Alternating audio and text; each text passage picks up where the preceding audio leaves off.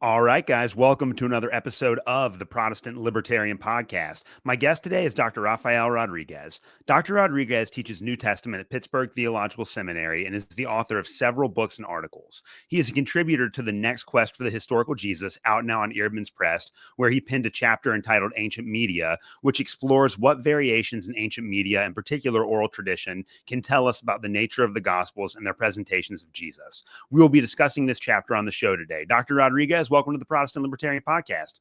Thank you. I appreciate you having me. I'm excited for the conversation. I'm really excited to talk to you today. It turns out that like Chris Keith, you and I have kind of a similar background. We went to the same college, not at the same time, but we were at the same school here. So that's really cool. But other than that, tell us about yourself, your background, your work, how you got to where you are today. Yeah, well, it's funny that my interest in grad school and seminary really was on the later New Testament, and that's where I wanted to focus. Texts that were written towards the end of the first century, early second century, and I wasn't particularly interested in the Gospels and even the historical Jesus because I just had this sense that there were all these things that I didn't really understand. What is a cue and how does it work? And when I read this text in Matthew, am I supposed to know if it has a parallel in Mark or Luke or whatever? So I was just trying to stay clear of all of that stuff. And one day I was in my advisor's office complaining about how next semester there are no classes in the New Testament being offered. There's all these classes that I'm not interested in, but there's only one New Testament class called The Life and Teachings of Jesus, and that's not really relevant to what I want to study in ministry. I said those words, and my advisor just blinked at me, and as I heard them fade in his office, I was like, not that the life and teachings of my Lord and Savior aren't relevant to what I want to study in seminary. And he kept blinking. And so as an act of penance, I took Life and Teachings of Jesus. And it was fascinating.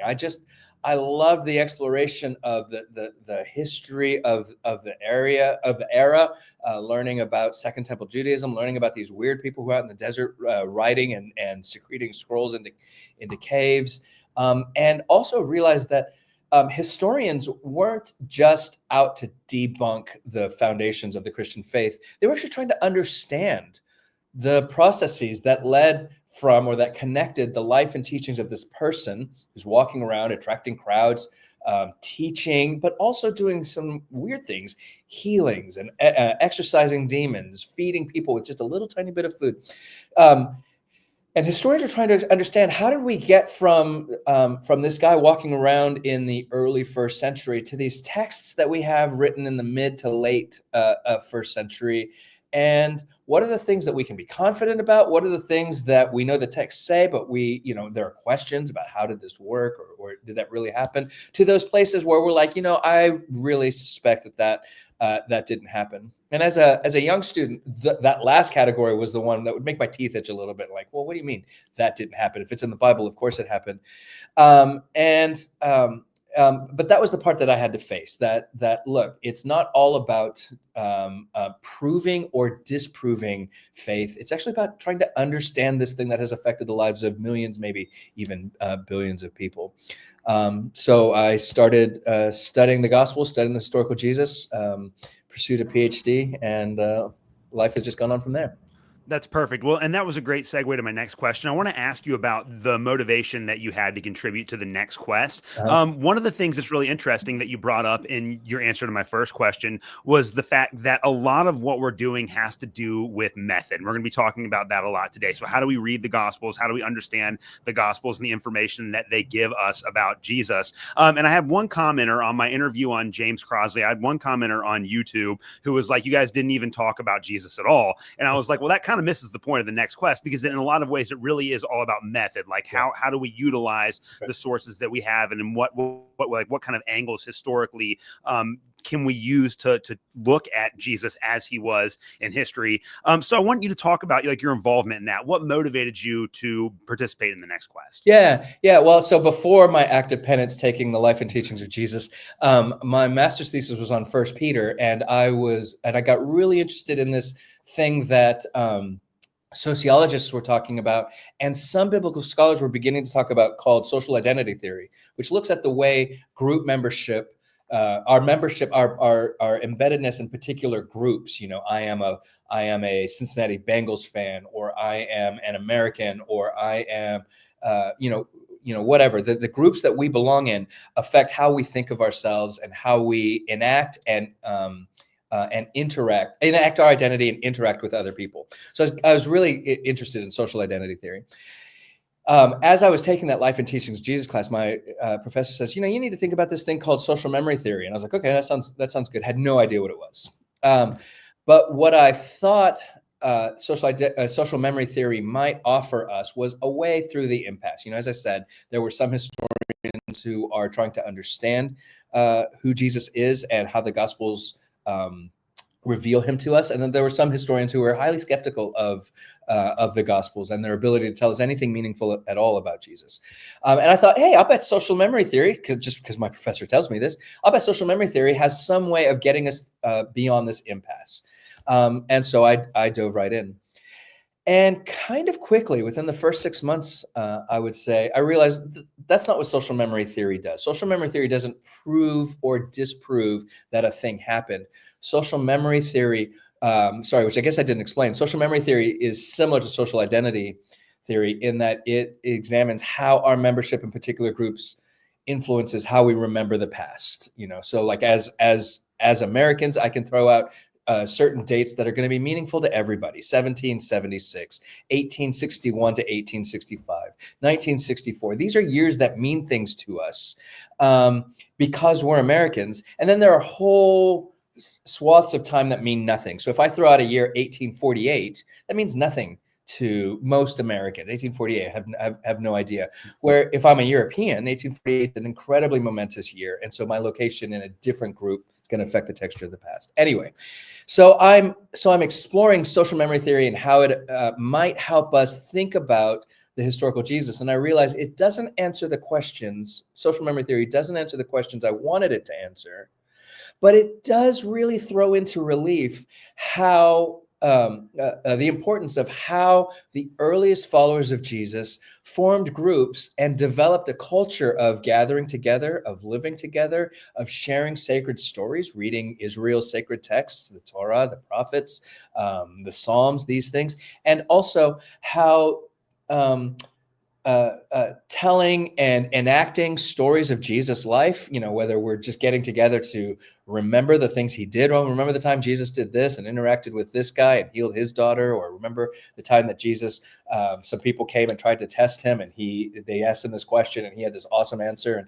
And just telling those stories, or just the act of ritually gathering and eating a meal, and in our minds, because a lot of this is cognitive, in our minds, as we're eating, we're thinking about Jesus. This food in some way brings Jesus near to me, even inside of me. This wine in some way represents not just nourishment for my body, but also the blood that he shed for me. And these things, these ideas affected the way people remembered the past. And so if we're going to understand these texts that were produced by the early followers of Jesus and their interactions, we've got to understand something about their culture, the significance of the way they live together in groups, and so that's and that's not the kind of thing I saw happening in historical Jesus scholarship. Historical Jesus scholarship at the time was very much more, in the early 21st century, was very much more focused on, let's divide these texts up into very small pieces, and then examine each piece, and then set it down and move on to the next piece, and then set it down and move on to the next piece. And so I was like, I don't think that method, which is the word you used earlier, I don't think that method gets us where we want to go. So I think we need to stop doing that, not do it better, but stop doing that. And we need to start answering some different questions. At the time, I thought what I was doing was innovative, but it turns out there are actually dozens of people around the world who were having these same kinds of complaints. Some of them, like me, were young and upcoming. Some of them were established and had kind of a long history of thinking that something new was different. And what James Crossley and Chris Keith put together is a bunch of us who have different ideas about how to move forward, but we all kind of basically agree that the way we learned to do it in the second half of the 20th century didn't actually get us closer to knowing about Jesus and how he lived in the world. And so we need some new ways of talking about these things, which was an exciting project to be a part of. Yeah, and again, it came together really well. It's a very diverse array of scholars. It's not necessarily all moving in the same That's direction, right. so to speak. There's kind of a lot of different paths to take, and I think that that's why it's such an important representation of the direction that Jesus scholarship is headed in. I think that your article did a great job of talking about the problems of ancient media, and this is something that, like, when I was in ministry, I had a really hard time explaining to the people in my church, because there are so many Christians that are locked into the ideas that when you open up your Bible, there are 4 written gospels, Yep. and these are our only primary sources about Jesus. Like, it's the Jesus tradition begins and ends Yep. with the 4 gospels that are recorded in the Christian scripture. But you claim in the very opening of your chapter in the Next Quest, and I have the quote here, you claim that the Next Quest must account for the irreducibility of the early Jesus tradition to handwritten text. And the idea behind this statement is that it's not just about the written text. There's more to it than that. So why do we need to look beyond the written text to find information about Jesus? Yeah, that's great. And on the one hand, I want to start by acknowledging that the people in your pews, their instinct that we have these 4 written accounts of the historic of Jesus, and that these are our primary sources, and that's it. They're more right than they are wrong. I mean, the Gospels Right. are something like 90% of the data that we have about Jesus, and even those things that don't come from the Gospels are evaluated against the gospel. So what Josephus has to say about Jesus, or what Tacitus or Suetonius have to say about Jesus, which actually is basically nothing, is evaluated against the gospels. What Paul has to say, most of it isn't even attributed to Jesus, and it's just, this sounds like Matthew. I wonder if Paul's getting this from Jesus. If we didn't have Matthew, we would have or Matthew or Luke, or whatever. We would have no idea that Paul is echoing things that Jesus taught. So I want to stress that kind of commonsensical view isn't wrong, but I'm trying to think of a useful metaphor here. We're all kind of we all can kind of imagine in our minds the ruins of an ancient village, right? You can see the outline of walls, but they're all just a couple inches to a couple feet high. Certainly, and the ruins of an ancient village don't include walls that go up 6, 8, 10 feet, and then a roof and all that. All of that's gone. But when we walk in, we don't go, hey, look at this. Ancient people lived in houses whose walls only extended about 3 feet high, and they didn't have roofs. How did they live like that? We understand that there's more there than survives today. There had to be. Of course there were. The whole point of ancient housing even today is to protect us from the elements. And so a house with no roof is not a house at all. But I think the way that scholars have examined the Gospels has been a bit like describing an ancient house in terms of the physical remains today, and ignoring the bit above the walls that clearly existed, even if we don't know exactly what they look like. And so I think it would be a bit like, and I hope this isn't too gruesome or macabre to share on your podcast, but it would be a bit like discovering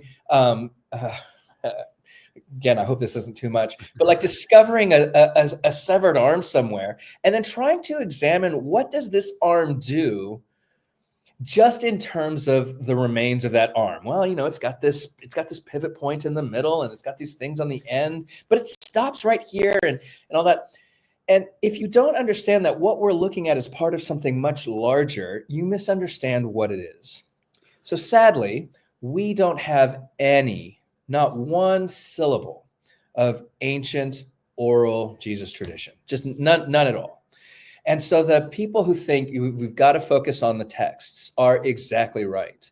But how we focus on the texts, we have to acknowledge that these texts had vibrant connections, like the base of an ancient house's wall, or like an arm, had vibrant connections to other things, and that those connections are hugely important to how the thing that we do have functioned, right? We can't read, say, Matthew's rewriting of a story from Luke and think all we're seeing here is evidence for how Matthew, a scholar like me, sat down with Mark, a text like something I have in my hand, and looked at words and then edited those words to make his own version.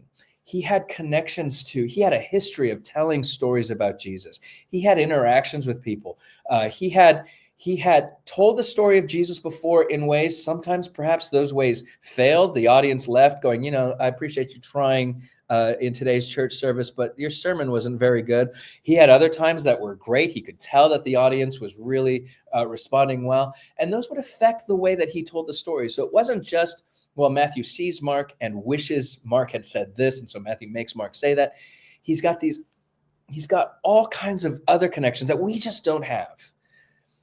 Since we don't have them, we can't really analyze them, but that doesn't mean we can pretend like they didn't exist. That would be like looking at an ancient wall and thinking it only rose 2 feet high, or a severed arm and thinking this was just an arm and had no connection to a body. I don't know if does that make sense? No, that's really perfect. And this has kind of been the long-standing quest for the so-called historical Jesus, even going back to like D.F. Strauss, who essentially postulated that everything in the Gospels was mythology. But then that opened up the question, well, how did we get the Gospels in the first place? And so there had to be something, so quote unquote, behind the Gospels, which is, I know that a term that like Chris Keith and some other people are trying to push back against that. But the predominant paradigm during the 20th century was form criticism, and that was associated with the so-called new quest for the historical Jesus. But even with the third quest, a lot of scholars within that camp still utilize the methods of form criticism for their analysis of the historical Jesus. So I think before we proceed, maybe talk about form criticism and how it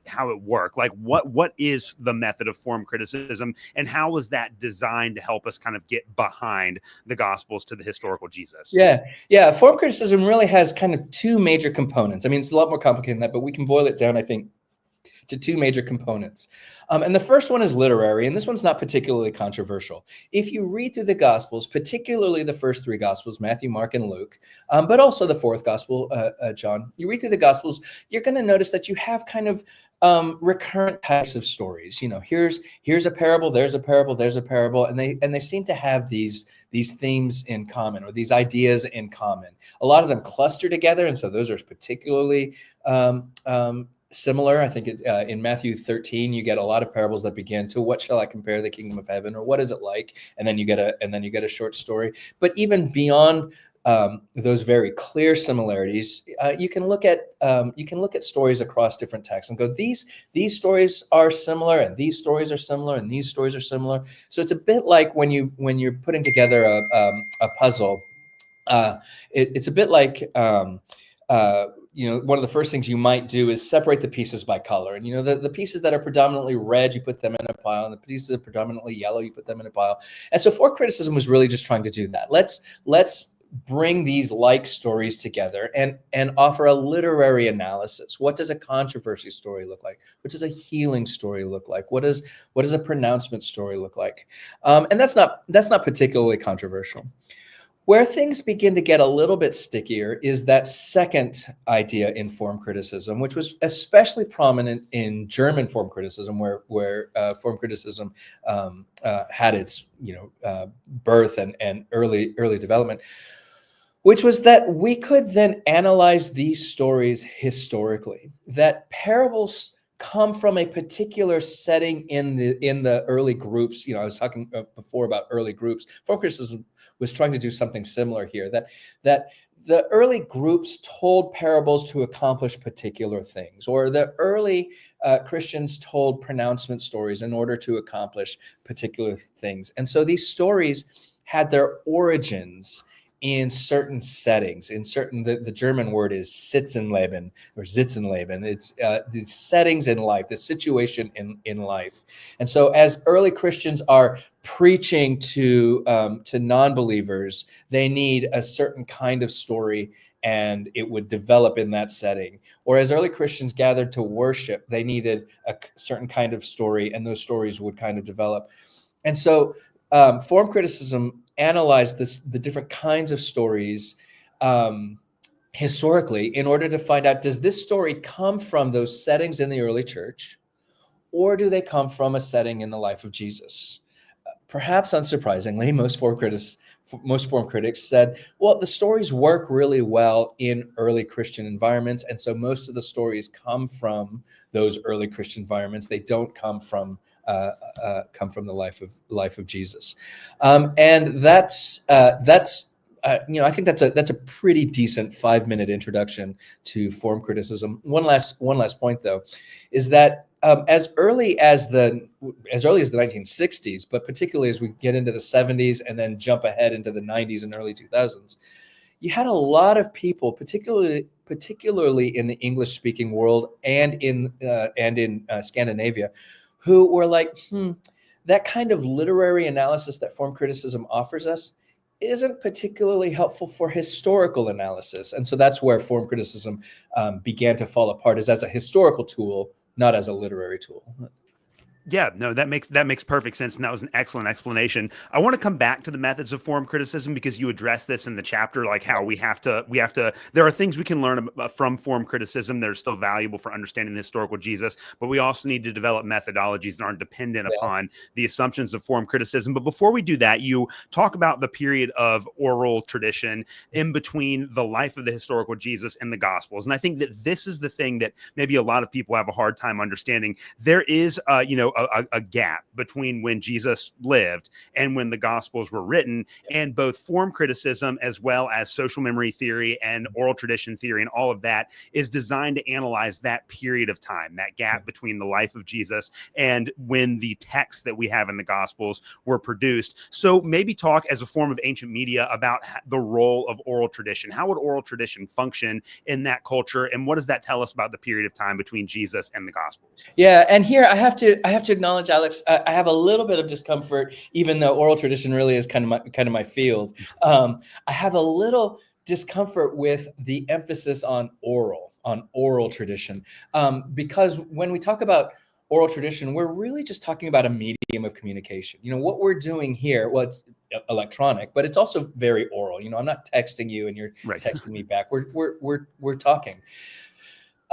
It's one medium of communication. It's not the best medium. It's not the worst medium. In fact, there isn't best and worst. There's just strengths and weaknesses. So texting, if you and I were texting, or before, we were emailing, that had certain strengths and offered us certain opportunities for communication, but it also had some limitations. That's why we're not doing this by email.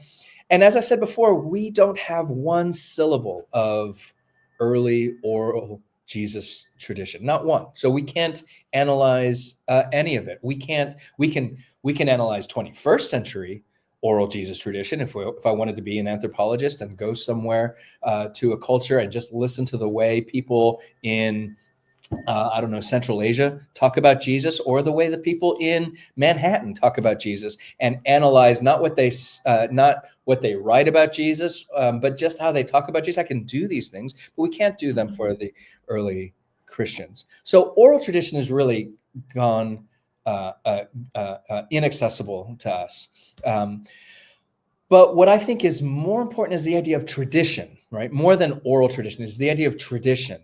The idea that these things are handed down. That's what tradition means, that things are handed down to us, and that they're repetitive. They happen regularly. And so when I'm hearing a story, it's not the first time I'm hearing it, and I'm hearing it with certain expectations because I've heard this story before. It's actually not as foreign as we might think, because we do this all the time. If I go to and I didn't, but if I go to a Taylor Swift concert, I'm not hearing most of these songs for the first time because I've got 2 daughters. I've heard most of these songs before. And so when I hear the phrase, I've got nothing in my brain, I know what's coming next because I've heard Shake It Off a million times.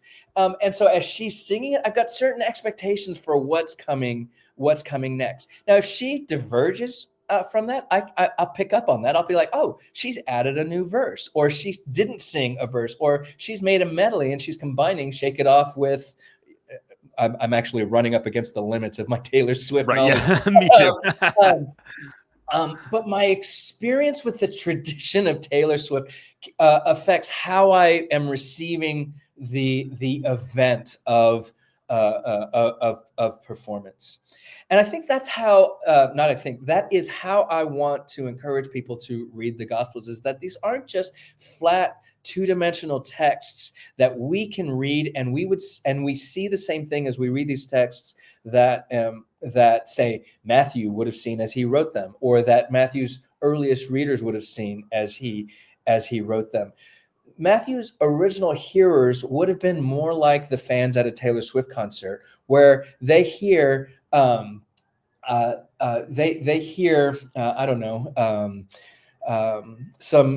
Pharisees and Sadducees came up to Jesus to test him, and they asked him and they began to ask him, and they just hear the beginning of a story, and they know, oh, I know where this goes. I know what's coming next. And maybe they have their expectations met completely. Oh, I love that story, and Matthew told it really well. Or maybe they have their expectations subverted. Oh, he told that story really interestingly. He did. Oh, I'd never thought about that.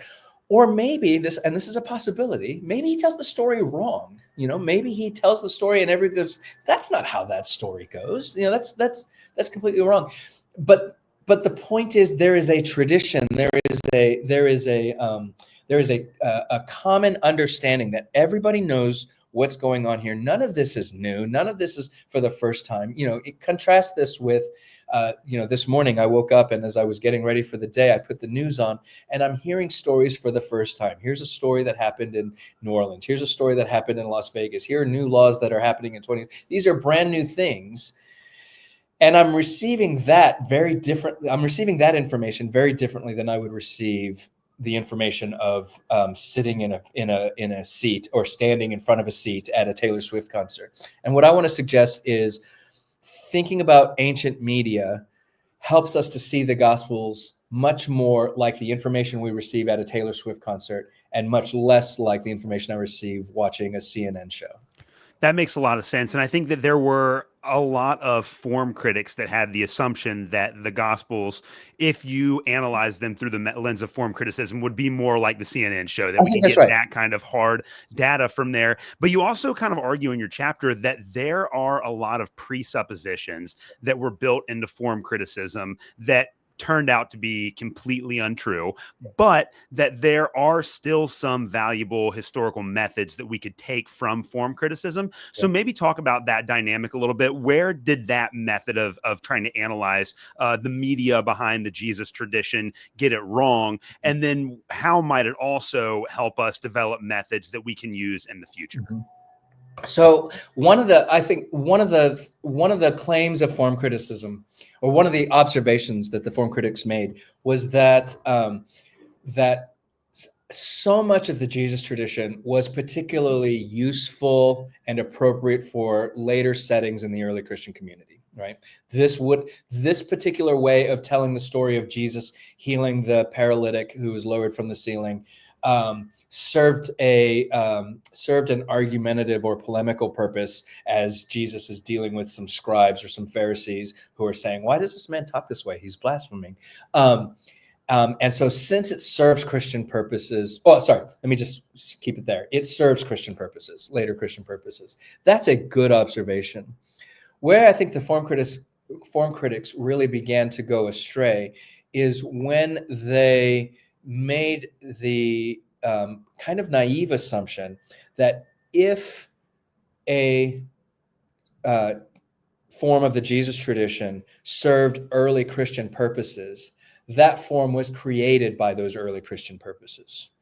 And so I think there are two problems. One is there's no direct link between a tradition's use and the generation, the formation, the creation of that tradition. Just because a tradition is useful doesn't mean that's where it comes from. I mean, that's just a false connection. But I think that the problem is actually more fundamental. The form critics didn't go far enough.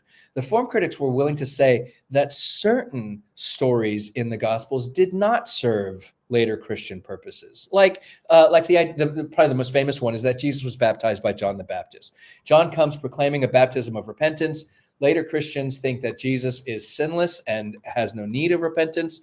And so If the Gospels tell us that Jesus was baptized by John in the Jordan River, that does not serve early Christian purposes. The point that I would make is that every single word in the Gospels serves a later Christian function. That doesn't mean it's created by that. That doesn't mean it's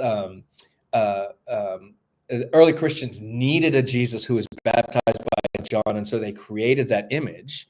It just means that if it didn't matter to them, they wouldn't have told us. There's so much that we don't know about Jesus. We're not even certain when he was born. We make certain guesses based on when Herod died and the age of the children that he killed, which is really interesting because most historians don't even think that the story of Herod killing the children in Bethlehem is historical, but we're willing to peg our estimates on when Jesus was born on this story that very many of us don't think happened. We're not even certain when he died, what day of the week was it, what year was it, all of that. There's so many things we don't know, and we don't know them because the earliest Christians felt no need to tell us these things. It didn't serve their purposes to tell us these things. So I want to recognize that the form critics were right. We can't read the Gospels and say, well, the reason that Mark 14 records Jesus calling God Abba, Father, is because Jesus called God Abba. That's why it records it. No, Mark is doing something. Jesus may have called God Abba. I'm not saying he didn't, but it also serves Mark's purposes to preserve that Aramaic address. And how do I know that? Well, because Matthew and Luke don't record that Jesus said Abba. They get rid of it. It doesn't matter to them. Are they saying that Jesus never called God Abba? No, they're not necessarily saying that, but they just didn't need to record it. And since they didn't need to record it, I think we need to recognize Mark didn't have to record it. There's nothing, oh, Jesus said this, I better write it down. There's nothing like that, but it served Mark's interests. It was good for Mark to do. And so the form critics are right. Every word from the Gospels serves a later purpose, a purpose from the years 60, 70, 80, 90, 100, whatever. But that doesn't undermine our,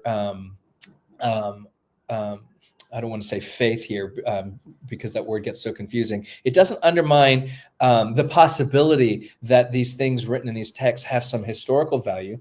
But the form critics really did think that if it serves a Christian purpose, it must be created by that purpose. And so I think we've got to divide those two insights. Does that make sense? Yeah, no, that makes a lot of sense. And that's one of the things that, as you talk about the way that ancient media actually functions in your chapter, there are just a couple of considerations that we have to revise. And one of those that you address directly is the idea that there's an original version of any of these pericopes in the gospel. And so I think a great example of this would be like the parable of the sower. Yeah. So for a lot of form critics, and I think that there would even be a lot of kind of like maybe educated lay observers within the church that would look at the Gospels and think, okay, so there's a difference between the way that Mark tells the story of the parable of the sower and the way that Matthew and Luke tell the story of the parable and the sower, or I'm supposed to tell the parable of the sower. So the question is, like, which one is the more original version? And you make the argument that if we take the way that ancient media works into consideration, that might not even be the right question. So maybe talk about that dynamic there, why there's not necessarily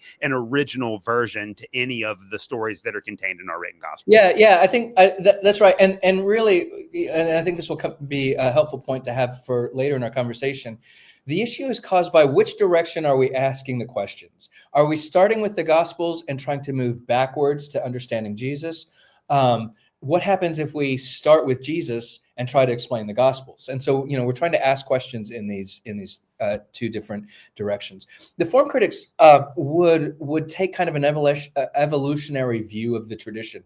That if we look at the tradition in its earliest, in the earliest moment we have it, which might be the Gospel of Mark, or might be this document that we call Q.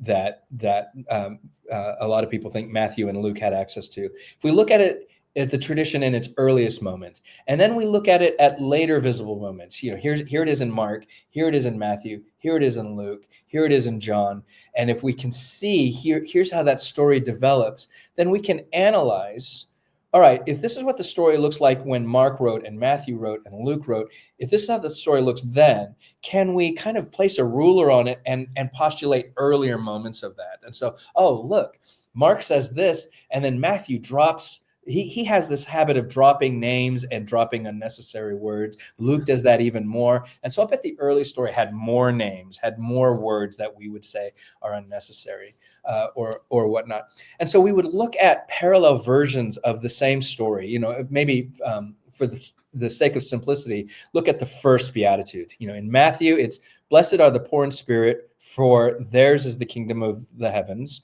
And in Luke, it's blessed are you poor, for yours is the kingdom of God. And so we can look at these and we can say, all right, what are the differences? Which one is likely to be earlier? Which one's likely to be later?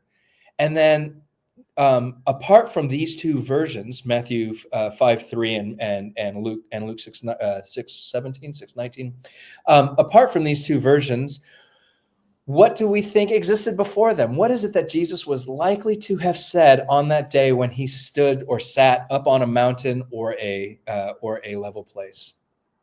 The problem from a media perspective actually begins even before we deal with media, with oral tradition or other kinds of tradition. The problem is, why do we think Jesus only said, blessed are poor people once? And if he said it more than once, why do we think Jesus says, okay, I've said this before, I better say it exactly the same way?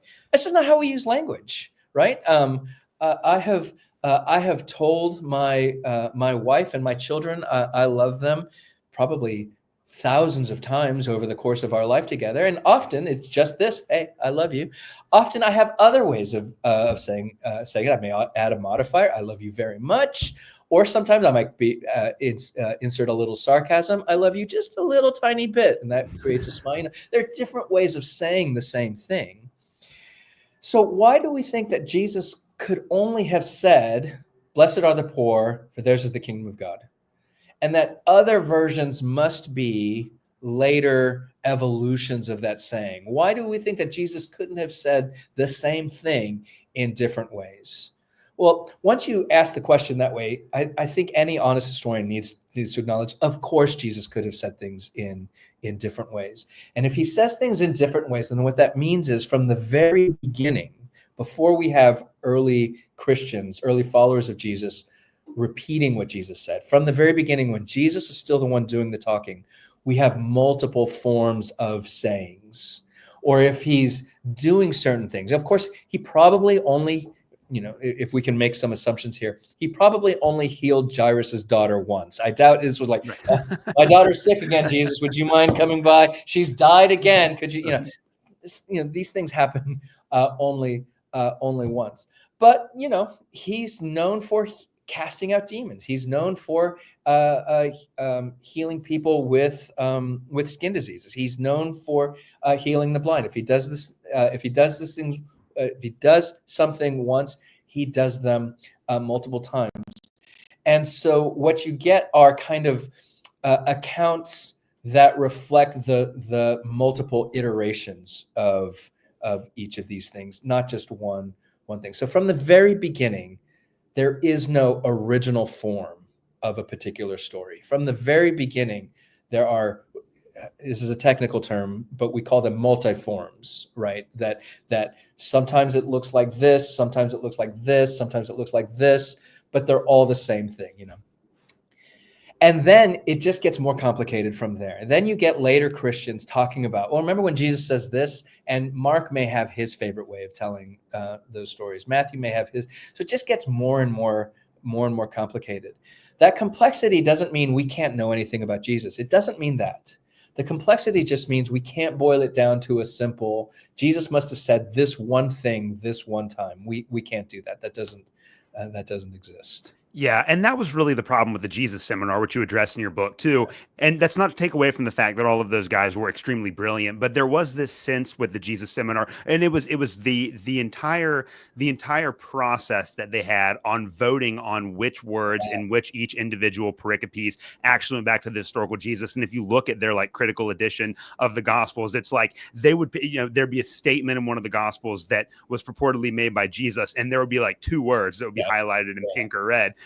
certifying that Jesus definitely said these two words, but the rest of them not so much. Yeah. That's just not the way the ancient media worked, and we shouldn't expect the Gospels to function that way. And I know that there have been throughout the last 2 millennia many Christians who are uncomfortable with the supposed discrepancies in the Gospels and have tried to resolve those. And really, a lot of the debate since the Enlightenment between people that are believers and people that are skeptics have been, well, look at all of the ways in which the Gospels diverge from one another. Obviously, this can't be historically true, but like you've been arguing, if you understand ancient media, that entire paradigm just doesn't work historically, right? That's just not the right way to conceptualize it. That's right.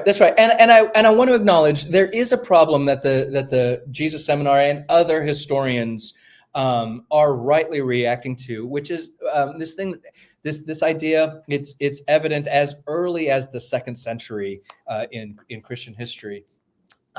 This idea that, well, if Matthew says Jesus said, "Blessed are the poor in spirit, for theirs is the kingdom of the heavens," and Luke says Jesus said, "Blessed are you poor, for yours is the kingdom of God," he must have said both of those things. And so, and that's, we call this harmonization, that we're harmonizing the Gospels by saying Jesus said all of the things in the Gospels. I'm not making that point. I'm not saying that Jesus said both Matthew 5:3 and Luke 6:17 or 19. I'm not suggesting either of those things. What I'm suggesting is that apart from the Gospels, Jesus probably pronounced blessings on the poor dozens, hundreds of times regularly, and that what Matthew and Luke both offer us in their own way are portraits or images of Jesus issuing that pronouncement. Maybe sometimes he exactly said what Matthew has him saying in Greek. Maybe sometimes he says exactly what Luke has him saying in Greek. My suspicion is actually Jesus never said any of these words in Greek. He spoke in Aramaic. And so you already have interpretation from the very earliest moments of our data.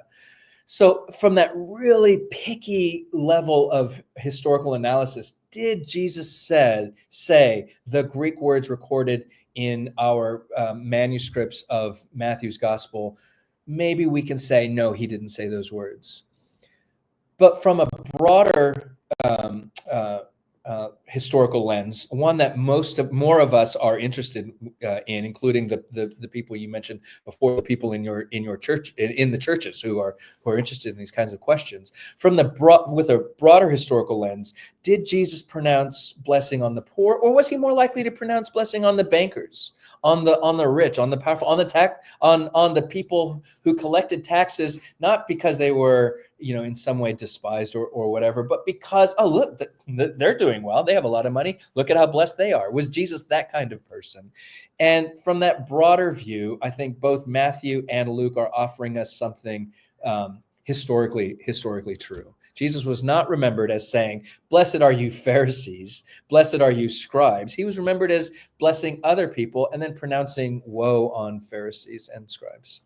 Do you think that the traditional criteria of authenticity have any value for understanding the historical Jesus? Because I know that that's kind of been a big theme with a lot of the scholars of the Next Quest, and a lot of people that I've interviewed over the last couple of weeks, like Chris Keith and James Crossley and Helen Bond. They've all been very concerned about those traditional methods. But I have a friend, Kevin Burr. I'm not sure if you're familiar with him or not, but he wrote a book that I just finished reading a couple of days ago called Authenticating the Criteria, where he says, like, okay, well, historians in general use criteria that are similar to the criteria that were employed by historical Jesus researchers. So maybe we do need to retain some of those historical criteria. What do you think about that dynamic? Because I know he brings up, Kevin Burr does, he brings up your work in that book as well. And I literally just finished it yesterday morning. So I wanted to ask you about like the role that you think these traditional criteria of authenticity play, given the reality of ancient media. Can we still use any of that, or do we have to move completely beyond that paradigm? I like Kevin. I know him. He's a good guy. I will say this: I learned from watching Hamilton that you can't trust anyone named Burr. That's all I'm gonna say. It's interesting. I think they're broadly speaking two camps. They're the people who reaching back into scholarship from the mid to late 80s and the 90s through the 2000s, who say The criteria of authenticity are the tools, the historian's tools for knowing about Jesus. But we have to use them carefully. We have to use them critically. We have to use them judiciously. And if we do that, then we can know something about Jesus. And I'm actually not opposed to that group. I think they're wrong, and I'll explain why in just a moment. But I'm not opposed to that group because very often, particularly in the mid to late 80s through the 90s, the alternative was the view that they were arguing against, that people who were pitching criteria to us, the view that those people were arguing against was we can't know anything about Jesus. And so the criteria were really were often a way used by more optimistic historians. And we often divide these groups into theological categories. So we would say confessional historical Jesus scholars or more secular historical Jesus scholars. And I don't think that's necessarily helpful because it doesn't have to do so much with faith or lack of faith. It has more to do with a willingness to approach the sources optimistically, to say the text preserves some faithful account of the past as it was understood at the time that text was written, or more pessimistically, that these texts are actually less useful, more useless for understanding the past. And that was kind of the argument that was happening back then. Now, I think what's happening is that there are a number of us who say, as soon as you add adverbs to the use of criteria, you're already undermining them. So when you say we have to use the criteria judiciously, critically, carefully, you're already undermining what the criteria are meant to be. The criteria are meant to offer us scientific methods for knowing that Jesus did this thing or said this thing, and these things did not come from his later followers. So just like I can analyze the strength of the force of Earth's gravitational pull by measuring the falling objects, the rate of their acceleration, the force with which they hit the ground, or something like that, and I can do that objectively. And yay gravity, and I think gravity is the strongest force in the universe, and I'm pro gravity, or I might be no, gravity sucks, and really want to undermine the influence of gravity. But look, I've timed the rate of fall, and an apple falling, from 6 feet. It takes this long to hit the ground, and from 12 feet takes this long. And the use of the criteria doesn't offer us anything like that. The use of the criteria are used to explain and justify decisions that are made on other grounds. Now, one last point, because I think often people think when someone like me or Chris Keith says we can't use the criteria, it means that we can't talk about embarrassment or multiple attestation or something like that. That's not the case either. The criteria have some historical insight. It's true that we all are products of a past that is sometimes inconvenient. Sometimes things happen in our history that we wish didn't happen, and we bear the scars of those things. Trauma theory is a huge topic of conversation right now, and at the heart of trauma theory is the idea that we can't just tell ourselves stories and act as if they're true. We're confronted by the truth of a past that we often wish didn't happen the way it did. That insight is at the heart of the criterion of embarrassment, that the early Christians were embarrassed by this idea, so they would not have made it up. Well, I sort of like that idea. I like the idea that the early Christians were not just free to make up a Jesus that they found useful, that they had to deal with facts from Jesus' life that they were uncomfortable with. But the problem is with the word criterion. That insight never lets me look at an actual text and say, I know beyond a shadow of a doubt that this claim was embarrassing to the early Christians, and so it must be true because they didn't make it up. That embarrassment always comes from imploding a historical claim within a broader story. That's kind of a weird thing to say. So let me just explain that, and then I'll we'll go from there. So it's often said, as I mentioned before, that the fact that the Gospels say Jesus was baptized by John the Baptist was an embarrassing thing for the earliest Christians. Oh, why was he baptized? Why Why did Jesus submit to a baptism of repentance if he was sinless? Aha! Here's something that the later Christians found embarrassing, and we can see how they wrestled with that embarrassment. Well, that's a whole historical narrative that provides some context for Jesus' baptism. The narrative of the early Christians thought Jesus was sinless. The narrative of Jesus was baptized by John, and then the narrative, the part of the story that says, "Well, wait, how do these two ideas fit together? That must be embarrassing." Other historians have told a different story. They've said John was a popular prophet. John was hugely influential. John drew massive crowds from all echelons of society. People traveled down from Jerusalem. Some of the most important people, scribes and Pharisees, according to Matthew, came down from Jerusalem to see John. If you are anybody in this day and age, you want to be associated with John, right? It would be like, hey, my biblical scholarship's so important that I opened for Taylor Swift. I got up and I shared about the historical Jesus before Tay-Tay came out and sang her and sang her song. You want to be associated with John. And so maybe we can tell a different historical narrative that early Christians told stories of Jesus being baptized because it linked Jesus with this incredibly influential figure. Now, I'm not saying that one of these is right, one of these is wrong. And in fact, I think both of those narratives have some key insights that we need to wrestle with. But the point has to do with, how does a criterion work? Does it give me something objective? And even people like Kevin Burr, who's an incredibly smart and insightful person, even he recognizes, no, it doesn't give us this objective thing. I still have to be careful with how I use these tools. So if you look at the way that I analyze specific actual text from the Gospels, you'll see that I'm happy to run through the criterion of multiple attestation. Which texts tell us a story, and how are those texts related? Are they dependent or independent of each other? The criterion of embarrassment, which we've already talked about. What about the criterion of dissimilarity, which is a kind of a complex thing, and we can talk about that if you want to.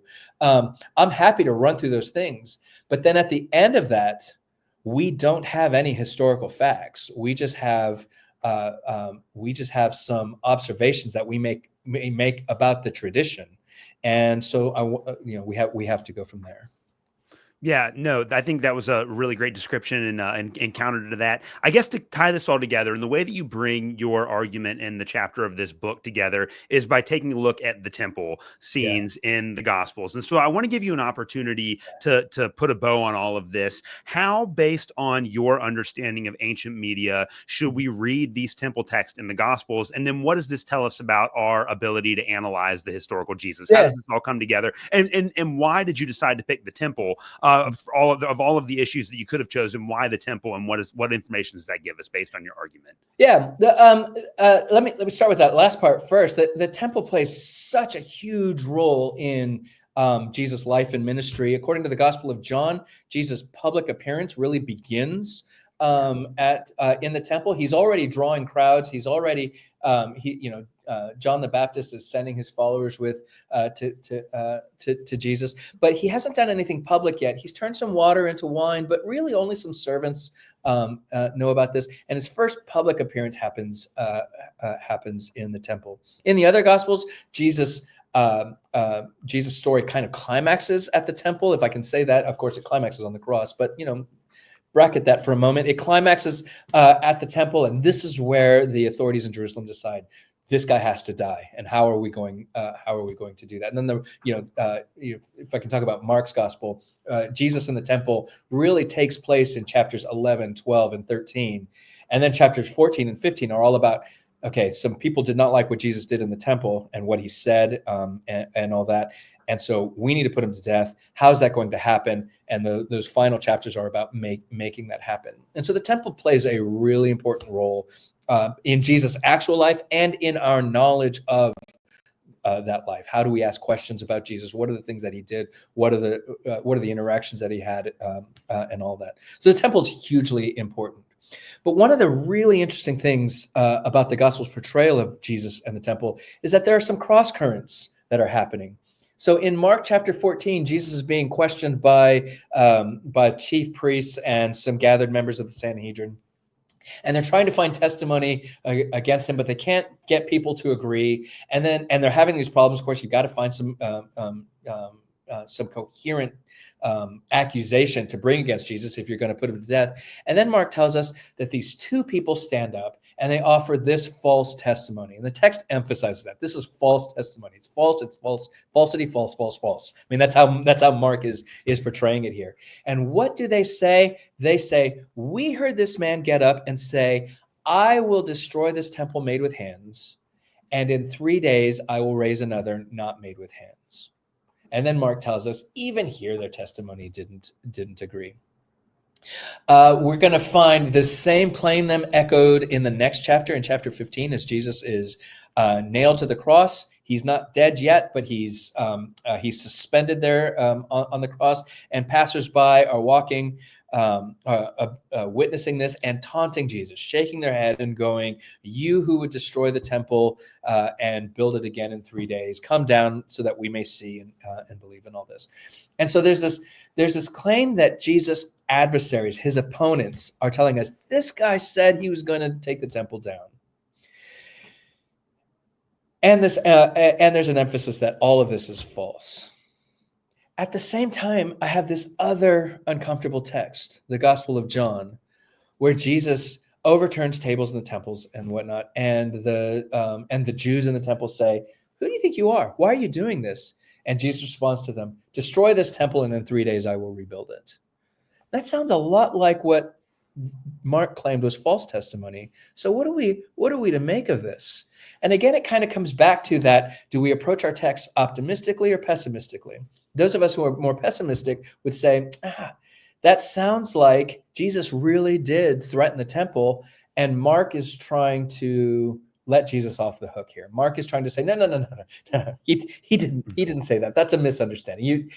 No. I mean, he said something but no, that's not what he was saying. And then those of us who are more optimistic would try and preserve. No, this is clearly a false claim, or at least for Mark, it's definitely portrayed as false. And so we have to ask the question: why does he portray it as false? What I want to say, observed as I was looking at these texts was what nobody contests, what nobody debates, is that Jesus pronounced threats about the temple. I mean, even Mark, who insists the claim that Jesus says, "I will destroy this temple and made with hands, and in 3 days build another not made with hands," who insists that claim is false. Even Mark tells us that Jesus said to his disciples, "Do you see these buildings? Not one stone will be left on another." I mean, even Mark is willing to tell us Jesus clearly declared the temple is under judgment and going to be destroyed. And so what is it specifically about this claim that Mark thinks is false? Well, I think what it is it's that first person claim. I will destroy this temple.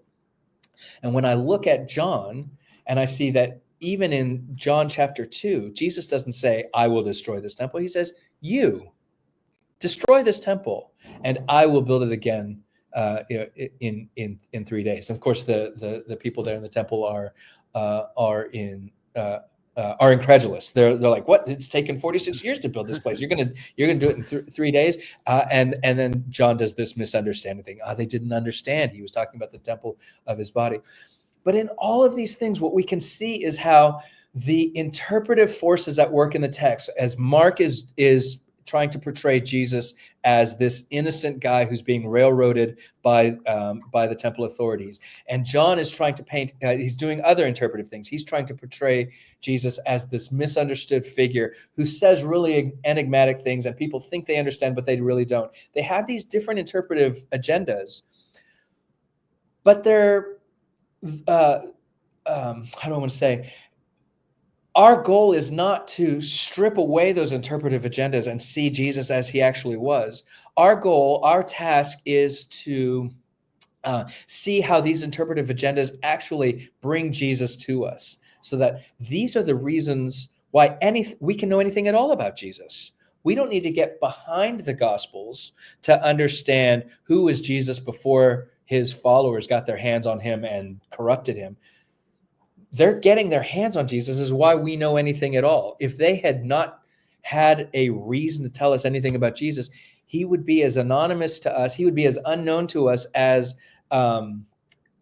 any of the dozens, hundreds, thousands of other people who were crucified by Roman and Jewish authorities in the first centuries BCE and CE. And so I'm trying to get at how do the interpretive tendencies of our earliest sources actually make it possible for us to know something about Jesus, rather than how do they create problems or roadblocks to our knowledge? Yeah, no, I think that was a beautiful explanation. I got one more question about ancient media I want to ask you before we start to wrap up today, and that is, do you believe in the existence of Q? Because I am, and I know that's a huge question. I'm a huge fan of Mark Goodacre. I think I've listened to every single episode of his NT pod like 2 or 3 times, and he really convinced me when I was in Bible college that Q didn't exist. But then last year I read Alan Kirk's new book on that, and I think he made some very compelling arguments for why we should assume that Q exists. But given that your articles about ancient media and you've thought about this, where do you stand on that issue? I'm going to dodge. Okay, fair enough. I'm a Q skeptic. I am a Q skeptic, but I'm not anti-Q. So often I think Q skepticism often, and this does not apply to Mark Goodacre, who is an incredibly careful and insightful scholar. Often Q skepticism, I think, is masking a preference for Matthew and Luke. I prefer Matthew and Luke, and you messing up Matthew and Luke and suggesting there's a source behind them it isn't particularly helpful. I'm not persuaded that Q had to have existed, and I'm not persuaded that it did exist. But I also don't have a problem with there were probably written sources that we don't have anymore, and if our early authors, Matthew, Mark, Luke, had those sources, then that's what we would be talking about here. So what I think is incredibly valuable about Mark Goodacre's work is that he has made it respectable to approach the gospel texts from a different angle. Before Mark Goodacre and Michael Gooder, you really had to analyze the synoptic gospels from the lens of what comes from Mark, what comes from Q, what's only in Matthew, what's only in Luke. And Mark Goodacre comes along and says, or we could look at it from this other angle, and these other insights come up. Now, they're not drastically different. It's not like if you believe in Q, Jesus blesses the poor, and if you don't believe in Q, Jesus blesses the Pharisees. They're not radically different, but they are distinct. And as historians, I think what we should be doing is analyzing all of these scenarios and then saying, now what we have is kind of here's the range of historical possibilities that our sources allow us to postulate. This is what the early Jesus tradition looked like. If Q existed, we think this. If Q didn't exist and Luke was using Mark and Matthew, then we think this. And the truth is probably somewhere in that spectrum. And I think the ongoing nature of Q scholarship, particularly Alan Kirk's work, is incredibly insightful. I'm not persuaded by parts of it because he's more confident in Q's existence than I am. But yeah, I love the current state of our discipline, which just says, we're not sure, so let's try and understand all of it. Yeah, no, I think that's a beautiful way to wrap that up. The final question that I have for you today is just the future of Jesus scholarship in general. So given the fact that the Next Quest is a concerted effort to try to ask different questions about the nature of the historical Jesus and what kind of information the Gospels can give us and a bunch of issues related to reception and things of that nature, where do you see the field of New Testament scholarship in 20 to 30 years? Which is, I know, an impossible question to Yeah, answer because you're not that's right. you know. Well, and here, I've referred to pessimism and optimism, and historically speaking, I'm generally a pretty optimistic person. Here's the one place where I think my pessimism will come through, which is to say, I don't think there's a lot of new things to say about the historical Jesus. So I think a lot of the excesses in Jesus scholarship, both of the pessimistic kind that doesn't trust our sources or have a lot of confidence in our sources' historical value, and also in the more optimistic kind that has more confidence in the historical value. But the excesses of both of these, of both of these, is partially motivated by our desire as scholars to say something new. Right. We've got to publish books. Our employers, our tenure review committees need us to say new things. Now, I don't want to be completely dismissive, but the fact is, even stuff that's happening now in the mid 2020s. When you go back and read, when you read D.F. Strauss, when you read Albert Schweitzer, when you read T.W. Manson, scholars of previous generations, there's a lot that's outdated. It's true, and there's a lot that they say that we wouldn't say today. That's true, and then there's a lot where it's like, holy cow, that's exactly what I argued in this essay that I published that I thought was groundbreaking, but actually somebody was saying it back in 1886, and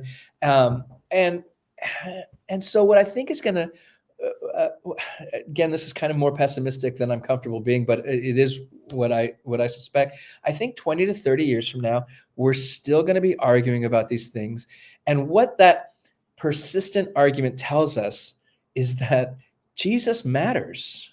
And not just for faith, not just for people of faith, that's obvious, but Jesus matters in a broader cultural way, in a broader academic way. If he didn't matter, we would stop talking about him. Yeah. But he matters. And so we're going to continue to localize a lot of our debates in the figure of Jesus. And honestly, I think as a Christian, I think that's a good thing. We should be arguing about who we think Jesus is, because again, as a Christian, I think this guy matters. Right. And so I like that.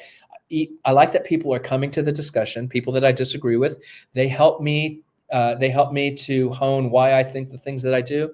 But also, and this will be maybe the last thing to say, they also teach me things. And sometimes I have to stand in front of somebody who doesn't believe in Jesus and go, man, that was a good point. And I've got a blind spot there. I've got to deal with that. And I think the church is only well served by that. So you'll notice this is my pessimism. It ends on an optimistic note. Yes. Hey, well, Dr. Rafael Rodriguez, that was beautiful. I really enjoyed our conversation today. Before I let you go, where can people find your work and or follow you? How can people get in contact with you? Yeah, I have an anemic social media presence. So I'm on Facebook, like other old people. And so if you got on Facebook to keep in touch with your grandparents, you can find me there. But also here I am in Pittsburgh at the Theological Seminary. If you're in the area, look me up. If you're thinking about pursuing a master's divinity or thinking about doing PhD studies, whatever, come join us here at Pittsburgh. And I've got a piece coming out soon on the reception of John's Gospel by historians of Jesus, and I've got another piece coming out soon on the reception of John the Baptist in the Gospel of John. So those are places where people can find my forthcoming work.